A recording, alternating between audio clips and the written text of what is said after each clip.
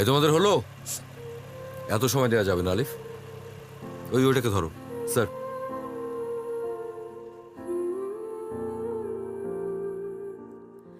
মাহিম, চিঠিটা পড়ার পর আমার প্রতি শেষ ভালোবাসাটুকুও হয়তো আর থাকবে না।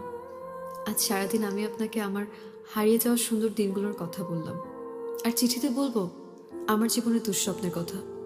নরওয়েজিয়ান উড বইটা হাতে না পেলে হয়তো আমি সেদিনই মরে যেতাম, কখনো মাহিনের দেখা পেতাম না। আমি যে তোর জন্য অপেক্ষায় ছিলাম, আমি সেই তরুকেই আপনার মাঝে খুঁজে পেয়েছি। কিন্তু আপনাকে পাবার পরেই মনে হলো অন্যায় করছি। আমার অন্ধকার অতীত মেনে আপনি কি আমাকে ভালোবাসতে পারবেন? বাবা মারা যাবার পর খুব ছোট থেকেই মাকে দেখেছি চাকরি করে সংসার চালাতে। ভাবলাম বড় হয়ে চাকরি করে মায়ের কষ্টটা হয়তো দূর করব, কিন্তু রেজাল্ট ভালো না বলে খুব ভালো চাকরি পাচ্ছিলাম না। কিন্তু তাদের সবার লোভ না আমার দেহের প্রতি। অসভ্য প্রস্তাব দিত, আমার জেদ চেপে গেল। লোভী কুলাঙ্গার পশুগুলোকে টার্গেট করলাম।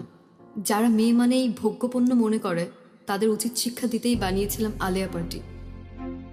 বিশ্বাস করুন, আপনার সর্বস্ব কেড়ে নিতে প্রেমের ফাঁদ পাতিনি আমি।